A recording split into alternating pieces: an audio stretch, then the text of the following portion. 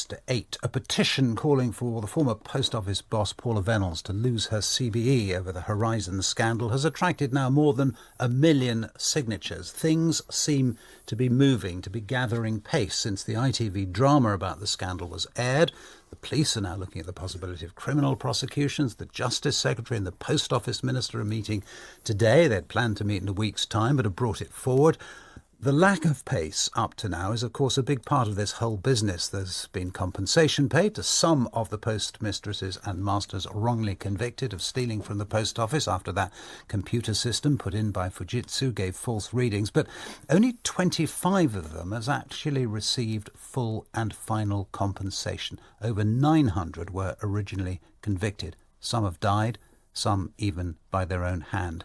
It's all going to be raised in the Commons today by the Labour MP Kevin Jones and the Conservative former Brexit Secretary Sir David Davis, Conservative, of course, backbencher now, who's intending to raise the issue himself and is here in the studio. So, Dave, good morning to you. Good morning. Just on a technicality first, are you sure that you will be able to and that you'll get some sort of response from the government? Well, there's no certainty we can. It's down to the Speaker's decision, as it were. We'll try. But we'll get it either today or tomorrow. I mean, there's no doubt. This is such a big issue. I mean, there are now tens of millions of people who care about this and care a lot. I mean, they're furious about it in many cases. It is odd, though, isn't it, that all of this was known, all the work you've been doing, other MPs have been doing, journalists have been doing.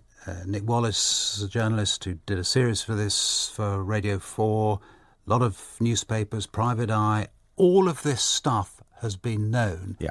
And it's taken an ITV drama for the government suddenly to see it as urgent. Yeah, and I'm afraid that's not unusual without any reference to any particular government or any particular minister. It's a sort of failure of imagination on people's part. What the docudrama did was brought home the agony that people put through, what the destruction of their lives really was involved in this. And when people see that, they are galvanised. And I've seen this with other miscarriage of justice cases when people realise what's been done to somebody. But it did take a docudrama in this case, I'm afraid. You're right. Many of us have been struggling for a long while to try and elevate it. What needs to happen now? Well, what needs to happen now? You sort of touched on it. I mean, look, justice delayed is justice denied is a very old but very true proverb. You've got the issue of the exonerations. What's going on, and I talked to Alex Chalk about this. He's the Justice Secretary. He's the Justice Secretary. I talked to him just recently, last week, about it. And every time there's an appeal, it's challenged. The authorities put up a resistance to it, so it takes a long time. And you've got nearly 900, out of which we've only got 10% have actually been exonerated. That can be accelerated, and I'll tell you how if you want. The second thing is the compensation, as you mentioned. The post office has said, "All right, we want to put this right," but actually they've got very expensive lawyers who argue every case. They've got just about the most expensive lawyers in London doing this. What are they doing that for? So that's number two. Number three, we've got to get on with the convictions. The investigation, the accountability, establishing who was responsible for this. I mean, you read out one of the papers this morning talking about Fujitsu's role, but also who in the post office decided to lie. That's the key issue. Decided to lie to the courts, to the individual postmasters and mistresses, telling them that they were the only case in the country. It seems staggering that final question hasn't been answered already, or at least there hasn't been more of an investigation into it. Well, of course, there's a public inquiry going on, but the trouble about public inquiries is they famously, take minutes and waste years. Can I take the first of those 2 points you're making about exonerations, etc.? We were hearing a call earlier in the programme from Professor Chris Hodges, who's chair of the Compensation Advisory Board, and he was saying, look, I know there are legal difficulties, but actually the government should bite this bullet and exonerate everyone. And he said the reason for that is that mass exoneration then leads to the compensation payments being opened up, because you don't have to go through it case by case. I think that's a fair point. But he's right, there are process problems, but we mustn't let process get in the way of justice. That's the problem. So do you agree there should be a mass exoneration? Yeah, and I think look, all of the cases depend on one single lie, and that is that nobody but the postmasters and postmistresses could access their computers.